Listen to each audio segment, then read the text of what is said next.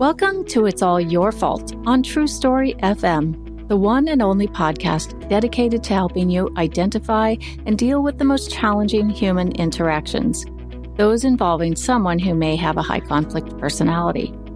I'm Megan Hunter, and I'm here with my co-host, Bill Eddy. Hi, everybody. We are the co-founders of the High Conflict Institute in San Diego, California, where we focus on training, consulting, coaching, and educational programs and methods, all to do with high conflict. In this episode today, we are going to talk about alienation in divorce cases and separation. These are also called parental alienation or child alienation. We're going to take a listener question about this, and it's quite an extreme case, so hold on. But first, a couple of notes. Send your high conflict related questions to podcast@highconflictinstitute.com or on our website at highconflictinstitute.com/podcast, where you'll also find all the show notes and links.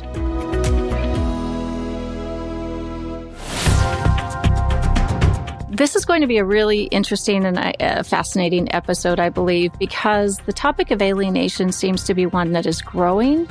And I know, Bill, that you have put so much thought and research into this whole topic around alienation, which, as we've discussed in past episodes, seems to be growing in society. So in this episode, we'll take this listener question. And listeners, I just want you to know that after I ask Bill, kind of read the scenario, and this is part of the Bring It to Life, we're going to bring the scenario to life and understand what alienation is, what estrangement is. Are they the same? Are they different?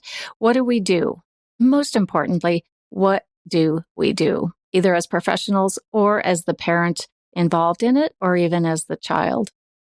So here's the question. I am divorced from a high conflict person who has narcissistic personality disorder. We share a 16-year-old son whom I have been alienated from.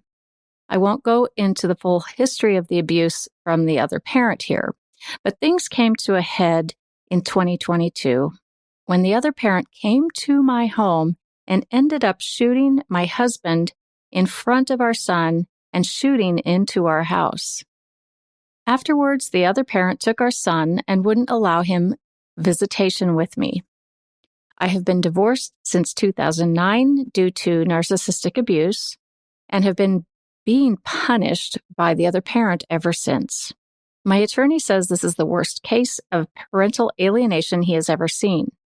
My son has been physically violent with me and ran away from our house. We recently had the criminal trial, and my son lied on the stand for the other parent. His father, who is the other parent, had kept him from me so that he can further manipulate and control our son so that he could stay out of prison. I do not have contact with my son anymore. My question is, what do I do from here? So, Bill, that's, I'd say, a pretty extreme situation and very sad. So let's just start with alienation. There's an allegation of parental alienation here. So what is it and what do we do about it? Well, this is an extreme case, but it lays out several things that we want to address. So let's talk about alienation in general.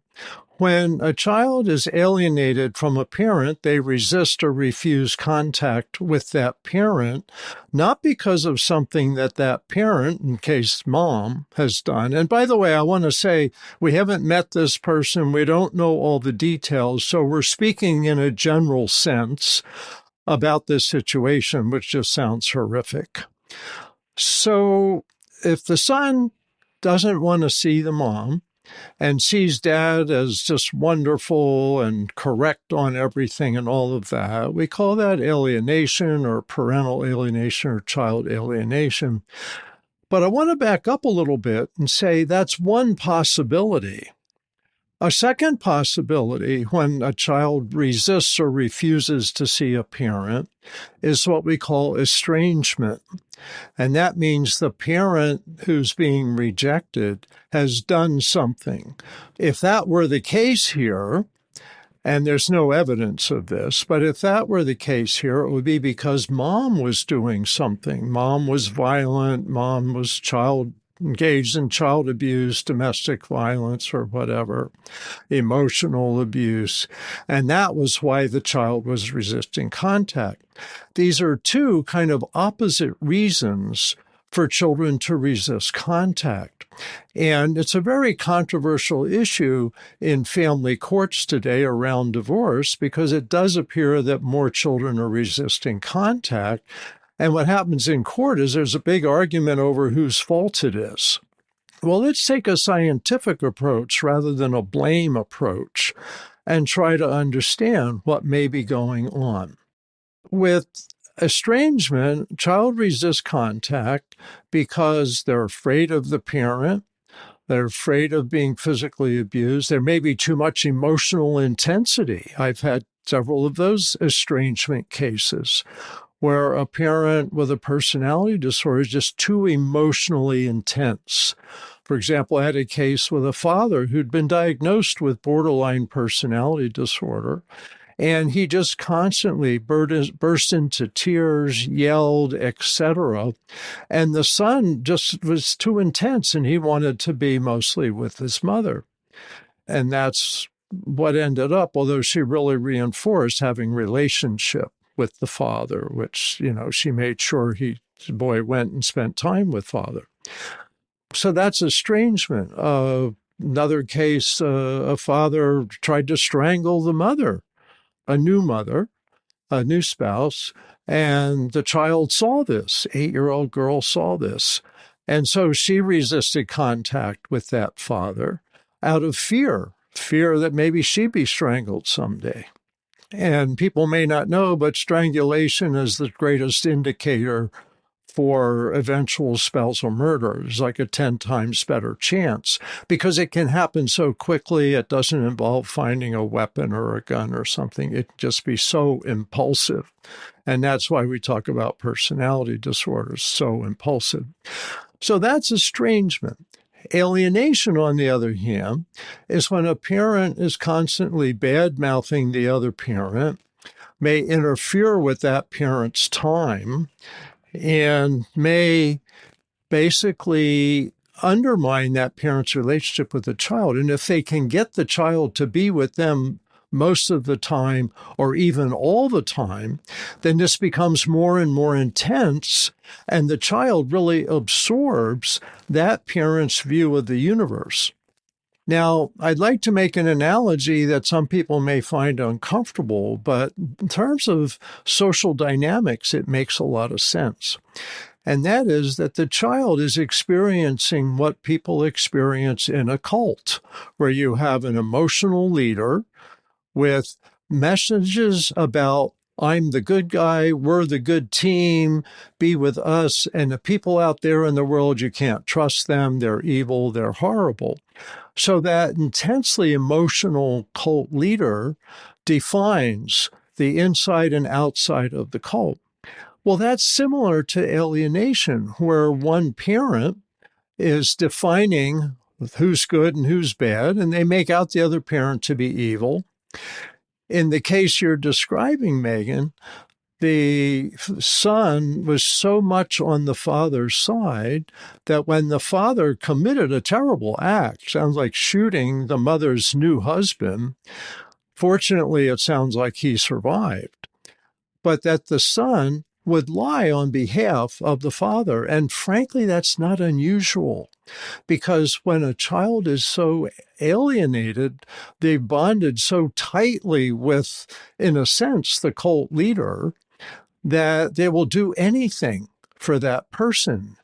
And I have a new book coming out called Our New World of Adult Bullies, and I talk in there about primitive emotional power, which is something people don't see, but we get our emotions hooked. And I think this is a case of that primitive emotional power. So what happens, whatever you want to call it, and whether you like my analogy with a cult or not, the question is what needs to be done. So let me first talk about estrangement cases, because historically in divorce, this is how courts have approached a resistant child. They assume that the rejected parent has done something wrong. They may have engaged in domestic violence, child abuse, emotional abuse, and so the child resists contact. Well, let's say it is a case of child abuse. Parents hit the child, kick the child. And so the treatment for that is, first of all, getting the parent new skills to solve problems and to not be abusive.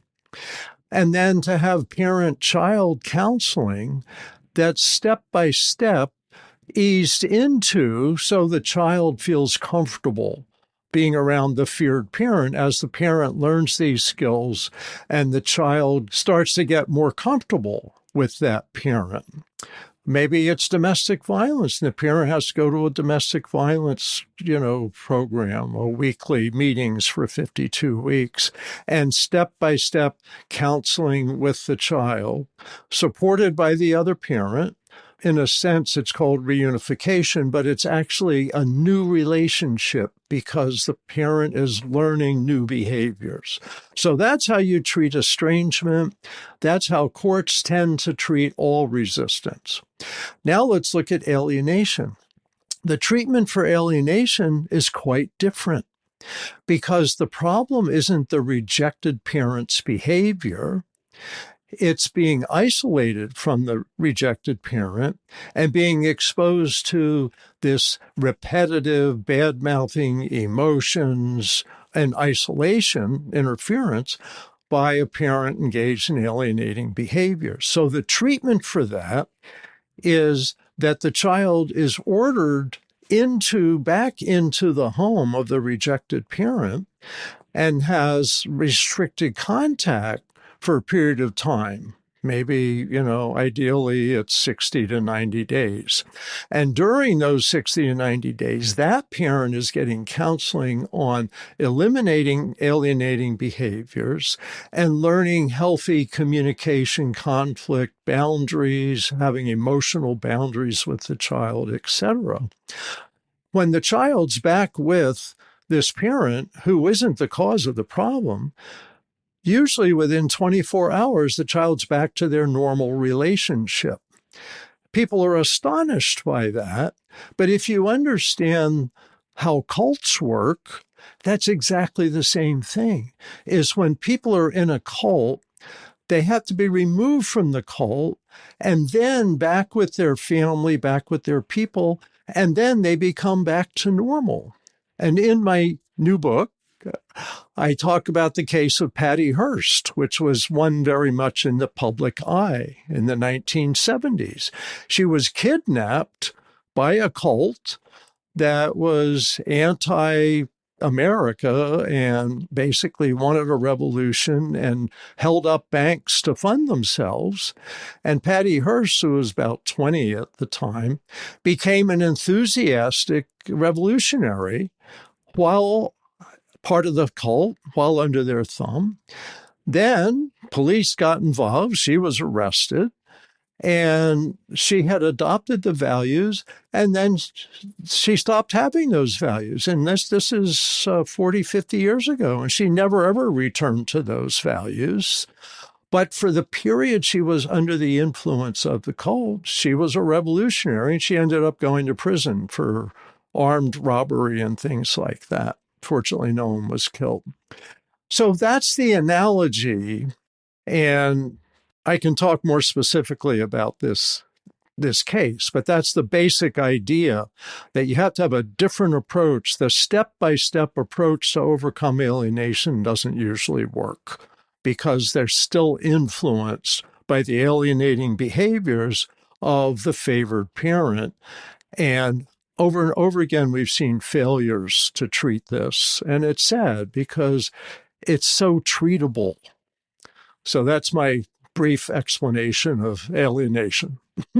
Oh, thank you, Bill. I know there's a lot there, but you've broken it down into a clear, more simple or less complicated way to look at it. And I'm thinking of that step-by-step approach you mentioned this child or the children will be in a state of confusion, I would think, during that time, and probably they'll get a lot of stress during that time. Well, what's interesting is it's stressful to make that transition because the child has built a resistance to that parent. But once they're in that parent's, care, they're around that parent intensively, and there's some like 4 or 5 day camps to reintegrate the child with the rejected parent. Like I said, within 24 hours, they're usually back to their normal relationship because they've been just relating to this bully story of the parent and not the real parent. And so there's more and more research now about successes with that. But there's a lot of resistance to that because it seems like the child is terrified to go with the other parent. And then when they're with that parent, they're fine. And this isn't that different from you've got a 4-year-old going to a daycare center or something, and the child doesn't want their parent to let go. And the parent's like, oh, I'm so nervous. The child must hate it here. And I was director of Seattle University Child Care Center for 3 years in a former life, many years ago. And I had that. I remember one mother, she said, I'm really nervous about my child because she seems so upset here. And they said, well, tell you what, give me your child. Let me hold your child because she seems to trust me. And you leave the building. And she's going to cry while you leave the building, but tell her goodbye. You'll be fine. And then I want you to go around the edge of the building and look in the window in about 10 minutes.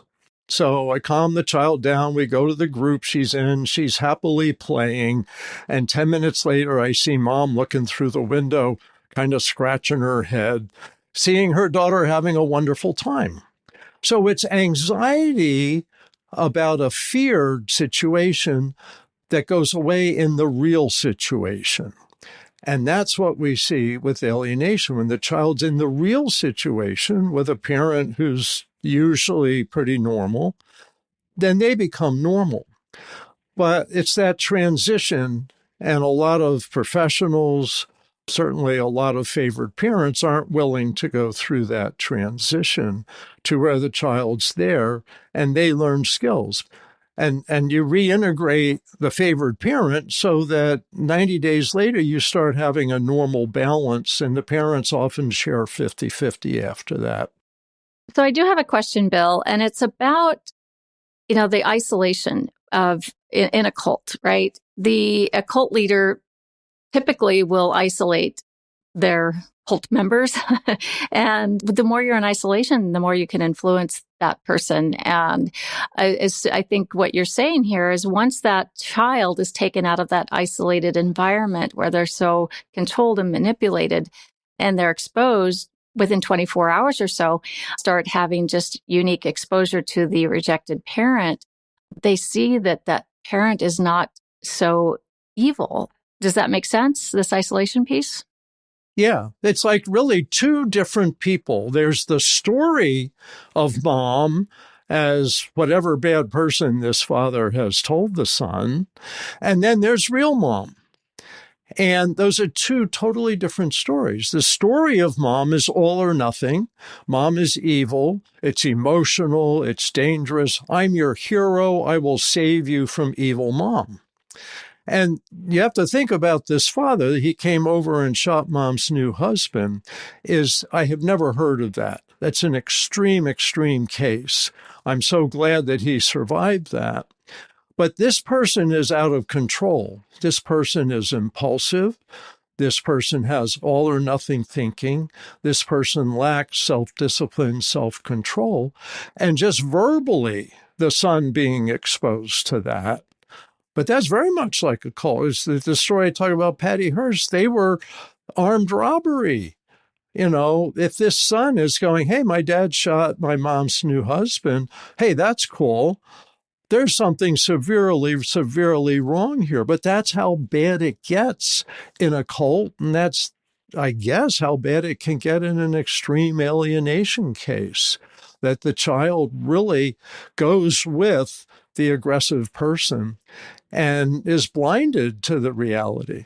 So the prescription then is one of having a dose of, and a quick shot of penicillin, so to speak, where the penicillin is the rejected parent, as long as that parent has moderate behaviors, flexible thinking, takes accountability, and can have moderate behaviors. Would that be accurate?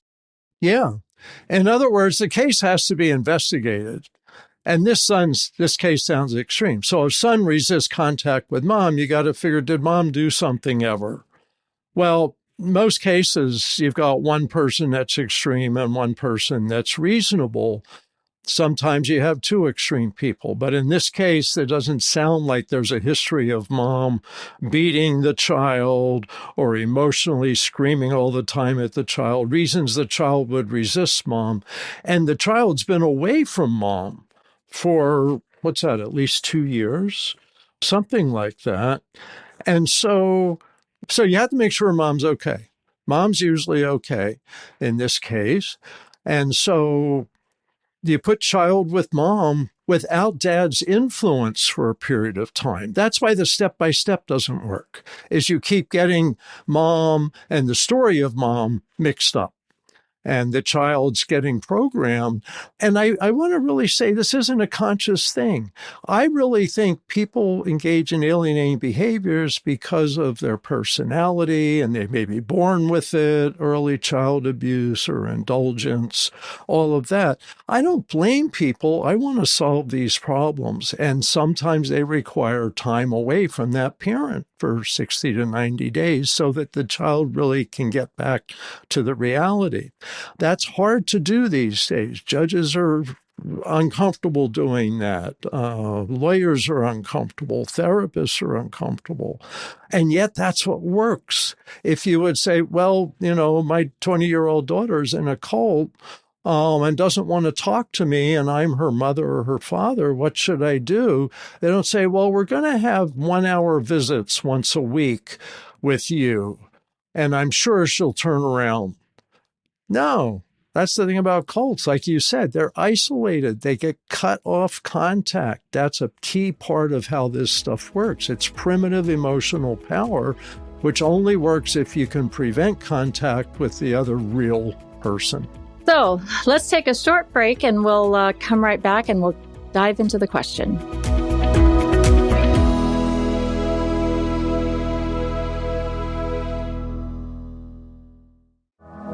Hey, if you're a workplace coach or work in HR or anyone working with challenging conflict situations at work, we've created a coaching method that any coach can learn. The goal of New Ways for Work coaching is to help employees, or whoever is taking it, to learn personal relationship skills for productive relationships. Essentially, it gives employees a chance to learn new skills and to change before big decisions are made about their employment. Sometimes they're just lacking skills, and New Ways will teach them. If you'd like to know more about it, we offer our New Ways for Work coaching training 2 to 3 times a year. And these trainings are a combination of on-demand, which you can watch 24/7, and Zoom training with Sherilyn Knapp and Bill Eddy on the on-demand portions. You'll find the link for this in the show notes below. Sign up at highconflictinstitute.com/upcoming-courses or email us at info@highconflictinstitute.com. All right, we are back. So let's talk about this particular question and bring it to life. So we have this divorced couple. We have a 16-year-old son with alienation happening. The mother is the rejected parent. A lot of abuse going back to 2009 when the divorce occurred. 2022 is when the shooting happened. And after that point, the other parent, the dad, took the son and wouldn't allow visitation with the mother. So let's break this down. The son's been physically violent with mom, has run away from mom. So how do we apply what we've been talking about the last few minutes? Well, what I would recommend, which is a long shot, is that the son go with mother without contact with father for, let's say, 60 days, and that the mother have work on their relationship with the son, probably in a psychiatric hospital for a month or so. And I want to say this because I had a case like this years ago when I worked as a clinical social worker in a psychiatric hospital.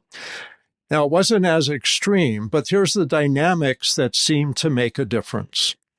This was a boy who was bigger than his mother. And I believe actually I think he was 15. And he would hit his mother, and they were having conflicts. The parents were divorced. He was angry about divorce and said, I want to live with dad.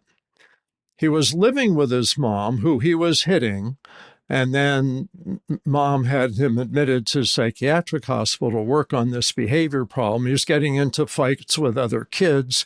He was bigger than other kids.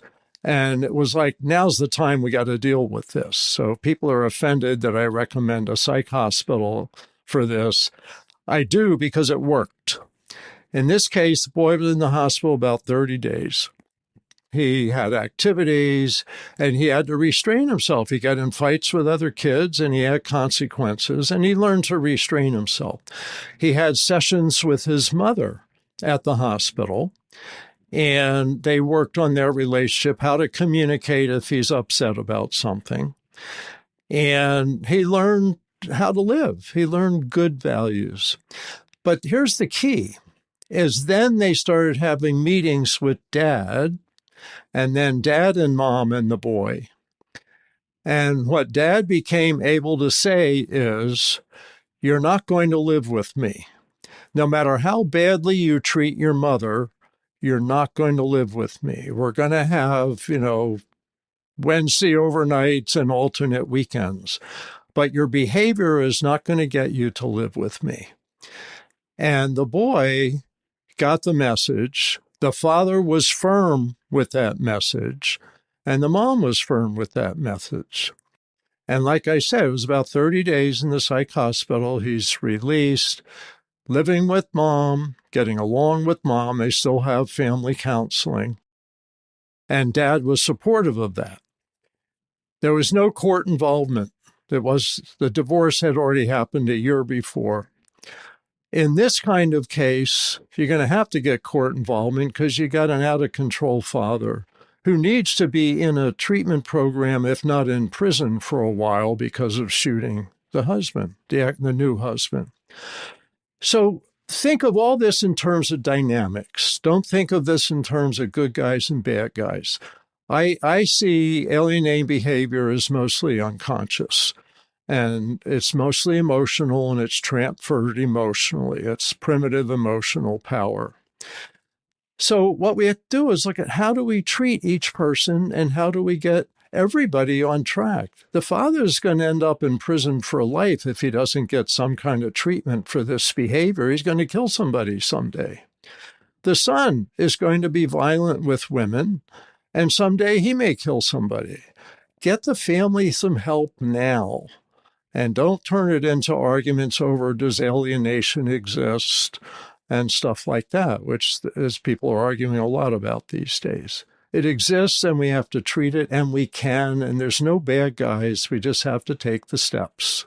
So that's my recommendation. Oh, really, really fascinating. I mean, what really happens in cases with alienation is the alienating parent is the gatekeeper often, right? Yes. And to have someone with those extreme thinking and behaviors being the decision maker for that child and the gatekeeper for that child, you just see where this, kind of all rolls downhill and the poor children end up in, a great deal of turmoil and pain and perhaps lifelong. I mean, we all have heard of cases that don't turn around.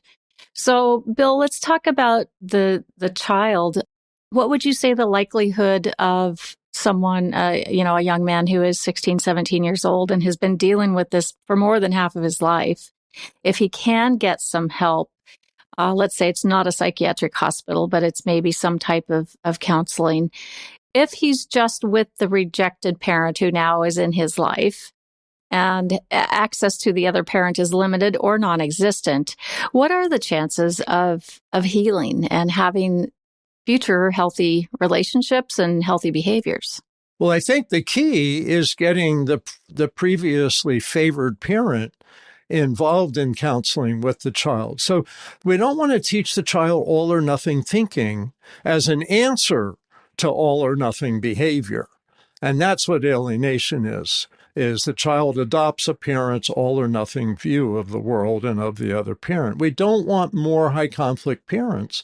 So the healthiest thing is for the parents to learn skills to support each other and to steer away from all or nothing thinking, and for the child to learn, hey, it's not your fault. This is, stuff that just goes on, but you're influenced by it, and to realize it and to learn a healthy balance. The goal is balance. And I believe that almost everybody can learn that. There's some people that can't, and they may need to be really restricted. But what I'm most excited about is when I hear stories of alienation that's been addressed, and now you've got kind of 50-50 parent, and the child likes both his parents or her parents, that you can have that. And that's so important. So to heal the child, they need to experience that. And if one parent just can't support moderate thinking, moderate behavior, moderate emotions, then they may have some limited time. They should still have contact, still have a relationship. But that's the healthiest thing for the child, to have healthy exposure and not to draw out these cases. That's one of the worst things, is alienation cases build during the court process. As I said in a prior podcast, I think we should spend an intensive month figuring out these cases and not put kids through 2 or 3 years of childhood. Figure it out, get everybody some help, and get a balance in the child's life. And it's possible. People have to be more educated about all this stuff. Absolutely. That's fantastic, Bill. I know there's so much of this going on, so hopefully this will be helpful to you, our listeners.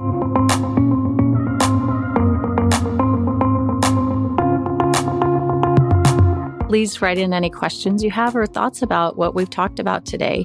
We're going to put links in the show notes to Bill's book, Don't Alienate the Kids, Raising Resilient Children While Avoiding High Conflict Divorce, and also his new book coming out in June 2024 called Our New World of Adult Bullies. And I did also want to just mention something that we're starting new in May called the Conflict Influencer Circles. The first one is for step families, and it's just a 4-week, 1-hour-a-week course where you can learn how to become a conflict influencer within your own step family. So we'll put that link in the show notes as well. And next week, we'll continue our Bring It to Life series with a listener question related to belittling and bullying within a team in the academic environment. In the meantime, send your questions to podcast@highconflictinstitute.com or submit them to highconflictinstitute.com/podcast. We'd love it if you told your friends and colleagues about us, and grateful if you leave a review. Until next time, keep learning and practicing these skills. Be kind to yourself and others while we all try to find the missing piece. It's All Your Fault is a production of True Story FM. Engineering by Andy Nelson.